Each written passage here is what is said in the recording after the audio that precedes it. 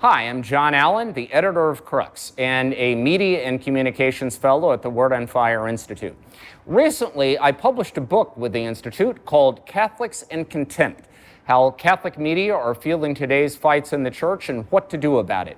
We are going to take advantage of Bishop Barron's presence here in Rome for the Synod of Bishops on Synodality to talk about the culture of contempt in today's media and what the proper Catholic response to that ought to be. It's going to be a fascinating conversation, so please stay tuned. Bishop Barron, first of all, let's focus on the irony that this is basically your show. I mean, this is your media space, but I'm interviewing you, so you're basically renting me your audience for free tonight in an act of extraordinary generosity. So That's exactly right. At the end of a long day at the Synod, I'm happy to have you interview me instead of the other way around. So, I recently did a book for your institute, the Word on Fire Institute, on Catholics and contempt, right? And the idea that there is a culture of contempt in today's media environment. Now, you would think, having done a book like that I would have a handy-dandy, nice and neat definition of contempt with which we could begin. Truth of it is, what I've got is the Potter-Stewart test. I'm not sure I can define it, but I know it when I see it. Hear it or see it. But let me start with this. It seems to me that media contempt is about not just attacking ideas, but attacking people. That is, when you have someone with whom you disagree, it's not enough merely to reject their idea or to critique the idea. But you have to critique the decency and the integrity of the person propounding that idea. Does that seem to you like a good working definition of contempt? I do, and one of the problems, John, I think is people don't know how to have arguments anymore. What I mean is to formulate a real argument, to bring evidence to bear, to assess the evidence, to take your opponent's position seriously, even to steelman it, to respond to objections, etc., to draw conclusions in a reasonable way. That's called an argument. And most people, I find, don't even know how to do that. So the fallback position, the default position is, well, you're an idiot. I'm going to attack you personally. And right, and that's where the contempt side comes in. Nothing in the world wrong with disagreeing with someone's argument and making a counter-argument. My hero, St. Thomas Aquinas, was a master at that. Avoided the ad hominem always, the attack against the person. Thomas never does that. He'll try to dismantle someone's argument or show a flaw in it. We've lost the art of argument, which I've been saying for a long time, and we default to this facile ad hominem style. That's the problem. By the way, anyone who ever wants to say Catholic clergy in the 21st century are out of touch, I just want to note, you just used the phrase steel man in a phrase. So clearly you're in touch with the argot of our time. So let me ask you this. I mean, you are a very high-profile person yourself. I mean, your YouTube videos generate millions of views. You did the Catholicism series that is one of the most celebrated TV productions about the Catholic Church in our time. And although all of that has played basically to overwhelmingly positive responses, I mean, you have also drawn some fire publicly, and ironically enough, comes from both the left and the right a lot. So you yourself have experienced what we might call the culture of contempt. What has your experience of that been like? And when you experience that, in other words, when you feel somebody's not just attacking your argument, which I know you feel is fair game, but when somebody's attacking you personally, how do you respond to that? I remember in the early days when I first started on YouTube, and I put these videos up, I didn't even know that people could make comments on YouTube videos. And I was excited when we got 300 views, and I'd look and say, oh my goodness, people have actually made comments. And of course, especially in those days, most of the commentary was extremely negative. This was the high water mark of the new atheist period, and anything about God or involving the church. And I was appalled at first, I must say. I wasn't expecting it. I was moving before that in the world of academe for the most part. I was writing books and articles and, engaging in high-level conversations and listening to counter-arguments. When you do it in this more, popular setting, you're going to get this sort of negativity. So at first I was sort of appalled by it. Then I got accustomed to it and got a thicker skin. And what I decided to do was take advantage of it. that at least it gave me a toehold. So I send something out into the ether, and back come these comments. And I don't even know who these people are. There's no name attached, there's no face attached, but there's a human being there. They hate me and they hate God or hate religion, but at least I can connect to them somehow. So I started to use it. Once I got over the shock of being personally attacked, I started to use it then as a way in, to say, hey, well, okay, fair enough, I get that, but what you're missing is X, Y, and Z. So that's what I did, in the beginning. Something I'm actually proud of is that I do get attacked from both left and right. And I would dare say more than maybe any other major public Catholic figure, I get it from both sides of the spectrum, which I'm happy about, because I think it does show that I've staked out, and I've said it, I stand in the great Vatican II tradition as interpreted by the great post-conciliar popes from Paul VI to Francis, the Catechism of 92. I mean, that's where I stand, and I come out of that perspective. Well, you got the hard left and the hard right, both hate that tradition. So fair enough, bring it on. Does it sting more when this kind of criticism comes from within the Catholic fold? People that, in a sense, you would think ought to know better? Yeah, I think that's fair to say. And, it's terrible to say in a way, but I think it's true. The nastiness is greater coming from inside the Catholic world than from outside. I think at one point I said some years ago, give me my early atheist critics any day over my Catholic critics. Because they were obnoxious their own way too. But there was something particularly nasty about the intra-ecclesial Catholic stuff. And so let me ask you, do you think that is different today than it was, say, a decade ago or 2 decades ago? I mean, your lifespan overlaps that of 6 popes, right? You were born when John the 23rd was pope, Yeah. right? I was born when Paul VI was pope, Yeah. right? And so we've both seen some covered water a lot under of the popes. bridge, right? Yeah. And I mean, I remember, Paul VI, like, some of the criticism that came his way, particularly after Humanae Vitae in 1968, was incredibly vicious. Yeah. I started my career at the National Catholic Reporter in the 1990s, and some of the things that were being said on the editorial pages of that newspaper about John Paul II and then Cardinal Ratzinger at the Congregation for the Faith, were fairly contemptuous. Oh, yeah. And so the question is there anything different about what's happening today, or is it simply louder? Yeah, I would tend, I think, to that latter view. Everything's been made worse by the social media world. What I mean, not everything, I mean, this problem of critique and contempt has been made worse by the social media world. The ease with which you can send something out. You don't have to write a letter, type it out, find an address and a stamp and send it to an editor. You can sit in your mom's basement and you can just type something out immediately. Which people actually do, of course, by the way. Yeah, of course. And the anonymity of it. You can do it without getting yourself personally in trouble and an immediate reaction.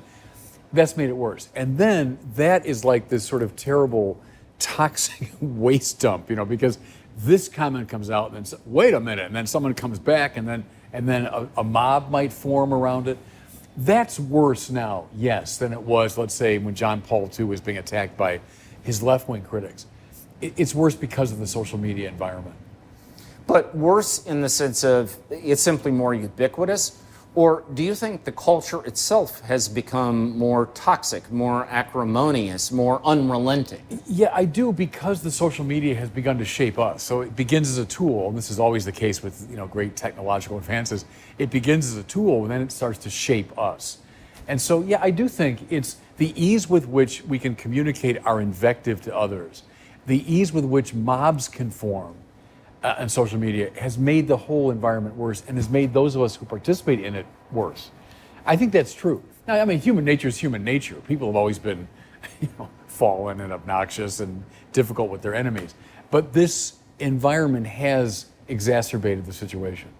I will freely confess that among many of my colleagues, I am seen as something of a dinosaur because I am very anti-social media. Yeah. I always say that, I don't know if you ever played the game Asteroids back in the day, but, this video game, they had something called a smart bomb where you could, I think 2 times during the game, you could press this button and just wipe everything away and start over. Like, if I had that capacity, I would press that button now and go back to a pre-social media stage, because I do think it has had a kind of toxic impact on our interaction with one another. Now, of course, that's unrealistic. You can't do that. Right. But I do think, I mean, McLuhan, right? The medium is the message. Yeah. I mean, no technology is value-free. And it does seem to me that social media inculcates a certain set of values, which is rapid response. Yeah. Right? I mean, you mentioned Aquinas. Yeah. Aquinas famously said that cognition is a three-step process. There is experience, there is reflection on experience, and then there is judgment, right? So you experience something, you think about it, and then you reach a conclusion. Yeah. It seems to me, in the world we live in social media, that intermediary step of reflection has just been eviscerated. Yes, and that's tied to what I said about argumentation. That people don't know how to make an argument, because argumentation depends upon the process you're describing.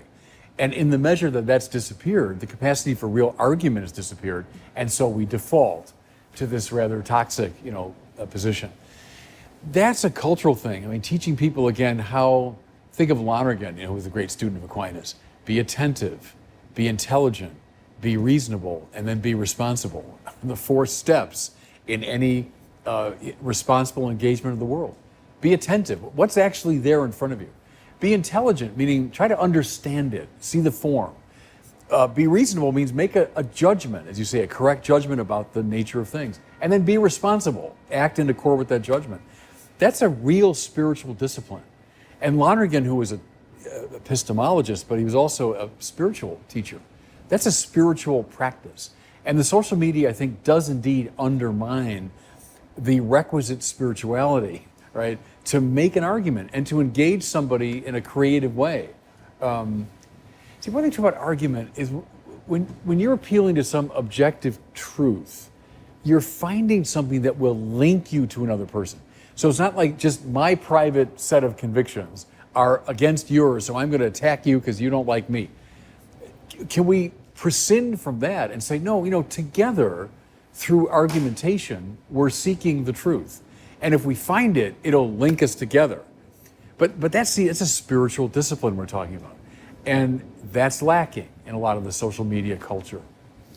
Do you find, I've always thought that in a way, the magic bullet to cut through all of this is friendship. Yeah. When people become friends. Yes. It is just so much easier to demonize a stranger than a friend. Yeah. Right? And the problem is we have become such a stratified culture that it is increasingly difficult. Well, in other words, we're swimming against the tide if you want to create friendships with someone who doesn't already share your worldview. Right? So the question is, how can the church be a place in which these zones of friendship can be carved out? It can be what it at its best always has been, a place where the virtues are inculcated. And one of those virtues is a kind of intellectual virtue, grounded, as you quite correctly say, in friendship. Because friendship means the two of us together are seeking a transcendent third. So we're not just either admiring each other or fighting with each other, just one to one. Together we're looking to a transcendent third. In this case, the truth, the good, the beautiful. And in that measure, we get closer to each other. That's the irony of it. Is the more we forget about the one-to-one and look to the transcendent third, the closer we actually get. That's the bond of friendship. And Aquinas will say that. In love of the truth, friendship is inculcated. And the church should be a place where that's happening, where we're learning the disciplines.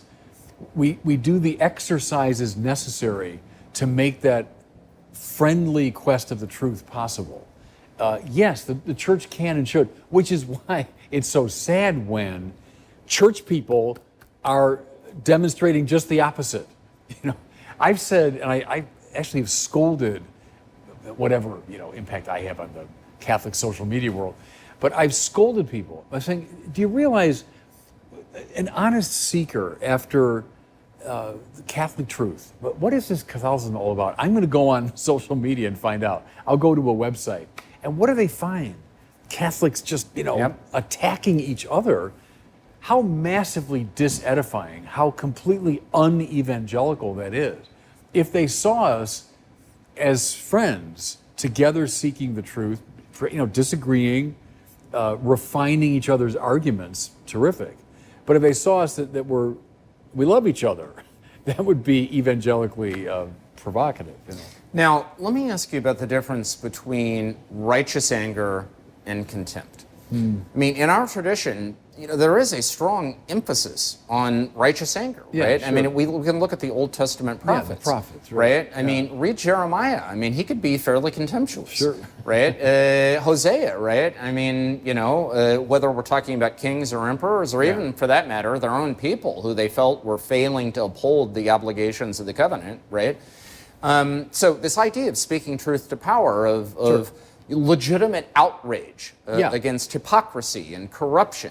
Right. And I know from my personal experience that when I've tried to engage in what I guess we would say is fraternal correction, right? When I try to call out a colleague, saying, hey, you kind of savaged that guy. I mean, maybe you could have been a little bit nicer about it. I mean, the usual response I get is, you're telling me to pull my punches. You're telling me to, to not speak truth, right?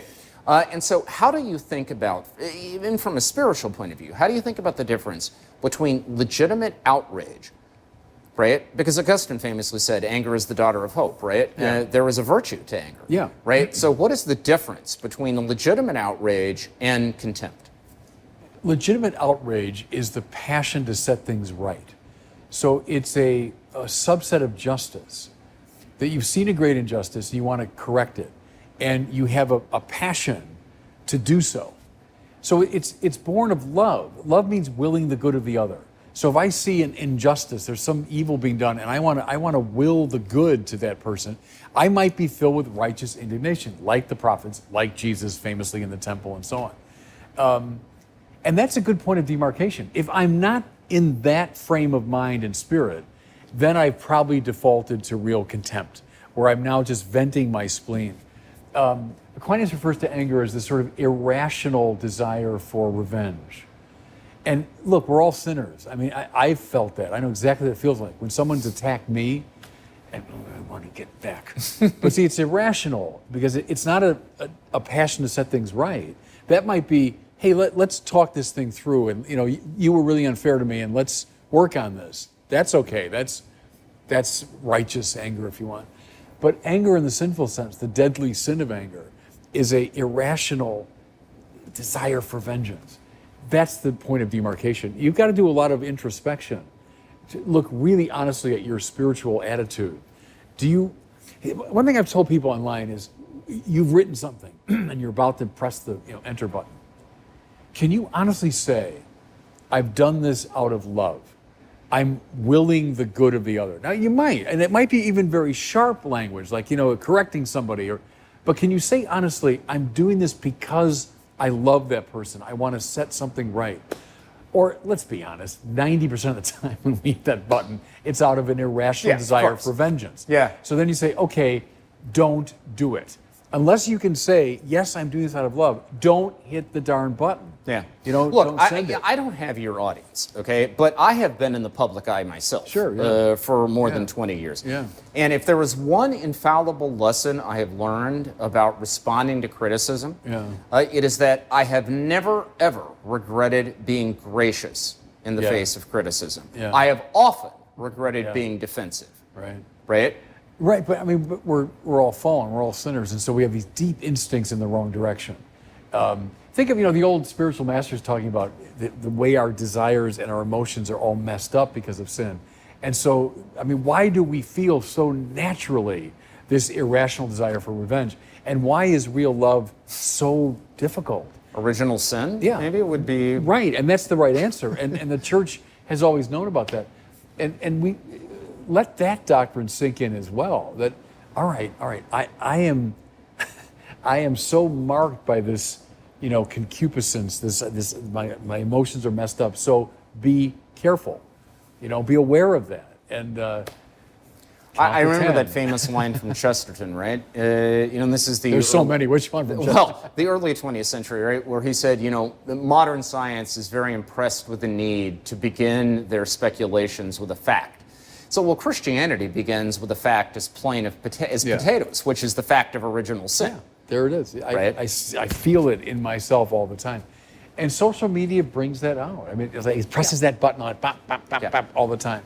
I mean, I feel all the time. You've done something, you've written an article, you've done a video, and then someone makes a obnoxious comment. It's just pressing this button in your own psyche.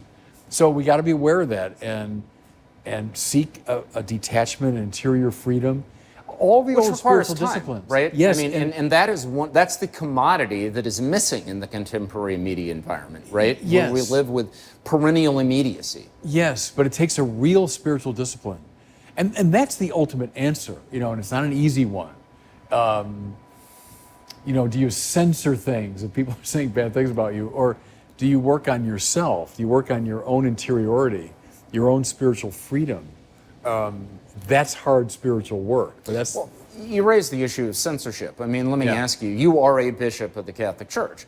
And therefore, you were charged, in a sense, with, at least in your own diocese, with distinguishing what is authentically Catholic and what is not. So let me ask you this. Suppose there was some Catholic media outfit that you felt was toxic, that was feeding a culture of contempt, that had somehow set up shop in the Diocese of Winona, Rochester. What do? I mean, do you try to sanction them? Do you call them out? How do you engage them? Well, different things you can do. At the limit, you can take away their kind of status as a Catholic organization. As a bishop, I could do that. I can't really, stop them from broadcasting. But I do think a bishop has a legitimate monitoring responsibility. We do it with textbooks. We do it with catechetical programs. We do it with university professors, with the whole mandatum. So I don't have a quarrel with that. I think bishops should monitor the Wild West quality of social media space. There are a lot of very irresponsible people out there in that space. And sadly, a lot of Catholics get their information and their formation from people who are patently unqualified. So I don't really have a quarrel with that a bishop could, you do it different ways. You'd follow the mandatum, like you give a special sanction to certain outfits and refuse it to others, but in some way to monitor the space.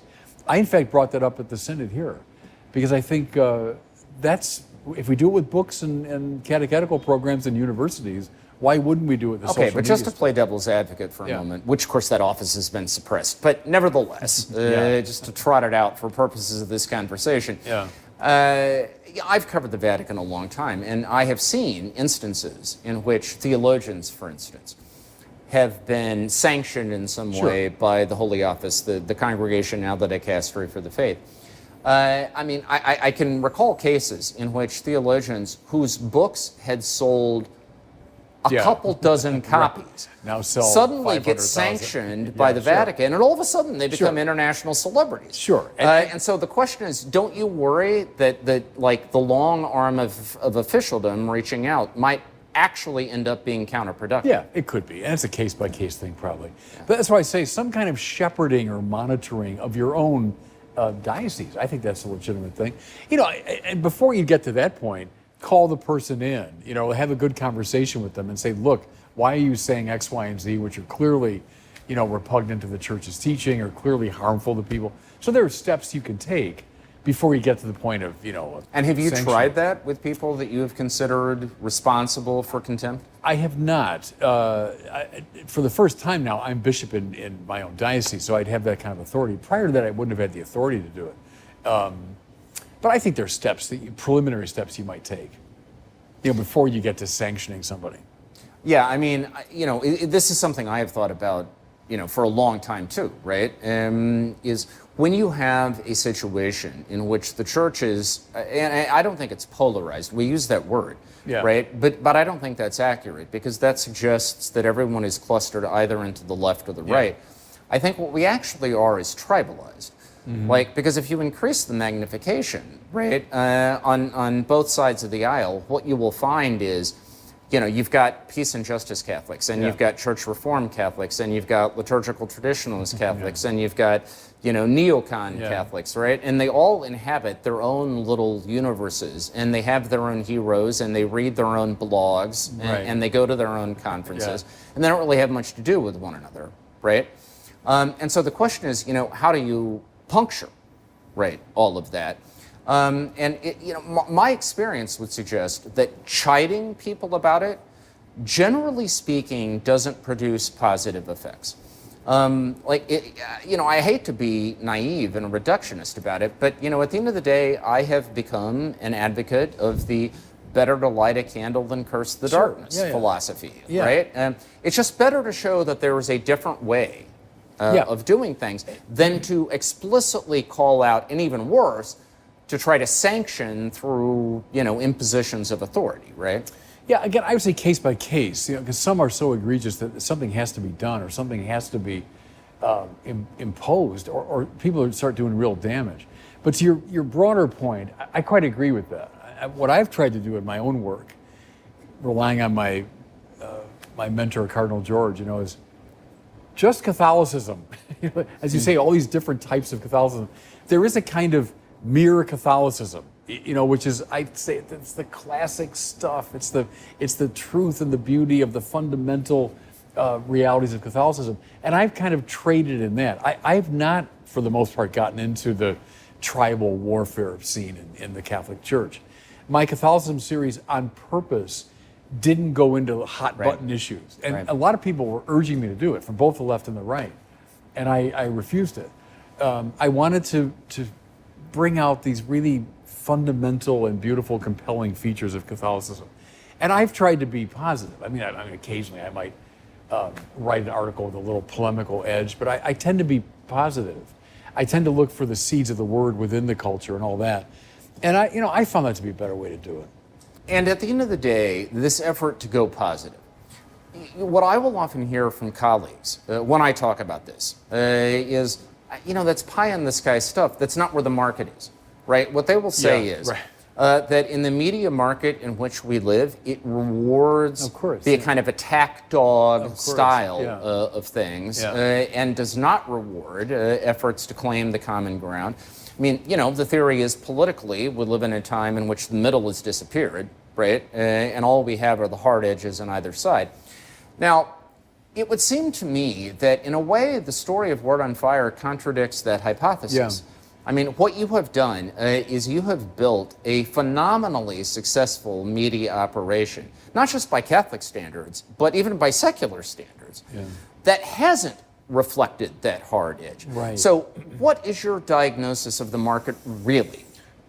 Yeah, I think that's right. What you said at the outset, certainly, even the way that the machinery of the system is set up, it favors polemics and it favors, it's like the car wreck by the side of the road. Oh, everyone wants to pull over and look at that.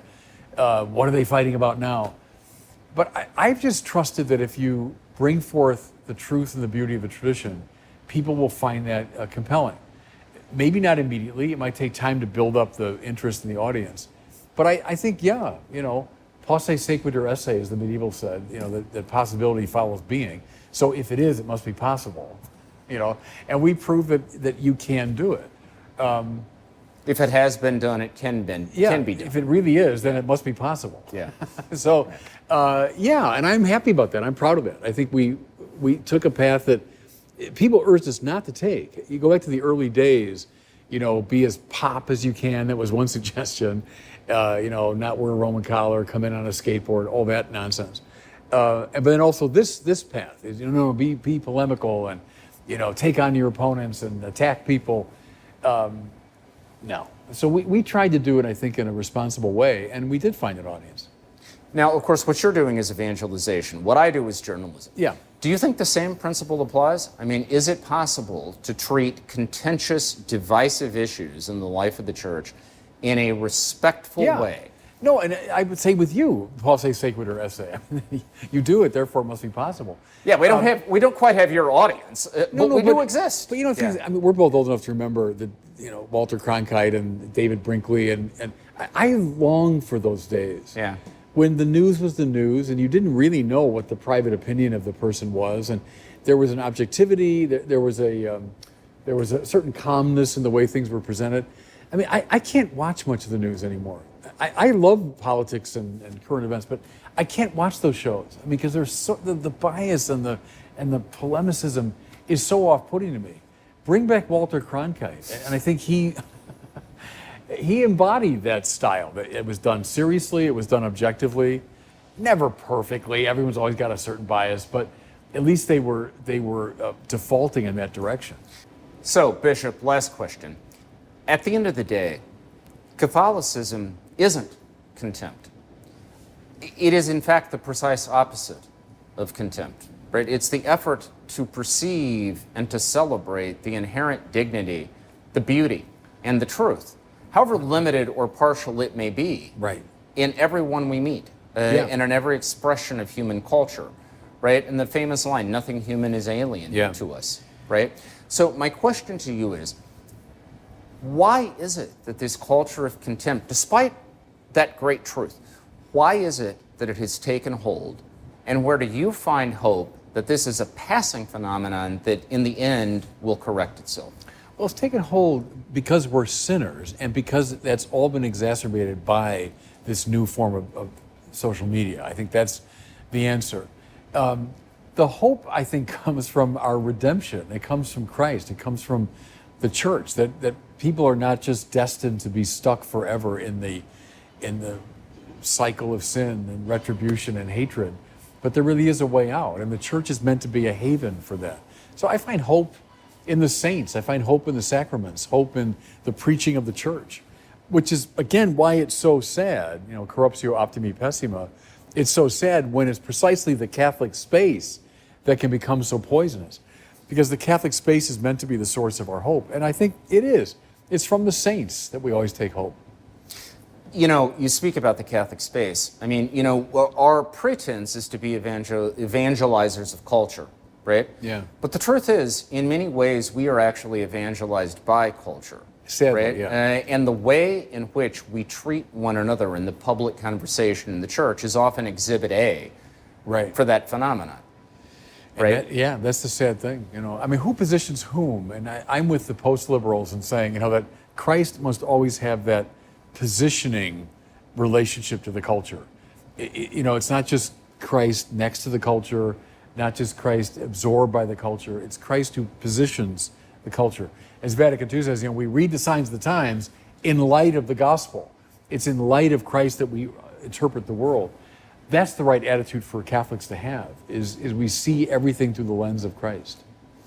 Well, look, I mean, when I am asked by people, when I'm on the lecture circuit or I'm on TV or just in casual conversation, when people ask me, where does my hope come from that we can have a public conversation about Catholicism that is beyond contempt? Invariably, I mention Word on Fire. Oh, good. Because it seems to me Yeah. that of all the different, sort of expressions of Catholicism that are on offer in today's media smorgasbord, at least in the English language, not only are you non-contemptuous, but you have succeeded by being non-contemptuous. And that is a remarkable accomplishment. I appreciate that, John. I do very much. And so for what you have done, Bishop, thank you. Well, God bless you. Thank you for that. So the book is Catholics at Contempt, How Catholic Media Fuel Today's Fights in the Church and What to Do About It. It is published by the Word on Fire Institute, which is, of course, the brainchild of Bishop Robert Barron. Bishop, listen, much luck in surviving the rest of the Synod of Bishops. Remember, this is a marathon, not a sprint. You're right. Conserve your energies. You're right. All right. Thank you for being with us. Good night.